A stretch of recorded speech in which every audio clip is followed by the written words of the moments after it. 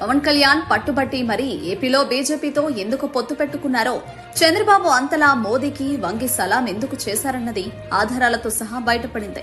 జగన్ను ప్రజా తీర్పుతో ఓడించలేమని ఈవీఎంలను ట్యాంపర్ చేసి గెలిచారన్న నిజం బయటపడింది. తాజాగా ఢిల్లీలో సామాజికవేత్తలు చేసిన పరిశోధన బయటపడింది. సామాజికవేత్త జస్కిరత్ సింగ్ ఆయన బృందం ఇటీవల జరిగిన లోక్సభ ఎన్నికల ఓట్ల లెక్కింపులో భారీగా అవకతవకలు జరిగాయని, పోలైన ఓట్లకు లెక్కింపులో తేలిన ఓట్లకు అస్సలు సంబంధం లేదని, బీజేపీ సార్వత్రిక ఎన్నికల్లో ఎంతో అవకతవకలకు పాల్పడిందన్న విషయం వెలుగు చూసింది. దాదాపు దేశంలోని 538 నియోజకవర్గ ఓట్ల లెక్కింపులో అవకతవకలు జరిగిన వీరి విచారణలో తేలింది. 365 లోక్సభ స్థానాల్లో పోలైన ఓట్ల కంటే తక్కువగా లెక్కించారని ఆధారాలతో సహా ఈ బృందం లెక్క తేల్చింది. అలాగే 176 స్థానాల్లో పోలైన ఓట్ల కంటే అధికంగా ఓట్లు లెక్కించారని, దేశంలో సార్వత్రిక ఎన్నికల్లో గెలుపు కోసం బీజేపీ, దాని ప్రాంతీయ పార్టీలైన టీడీపీ, జనసేన కుట్ర చేసిన వైనం వెలుగు చూసింది.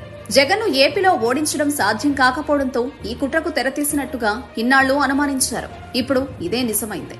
దానికి సంబంధించిన వీడియోలు ఇప్పుడు సంచలనంగా మారాయి.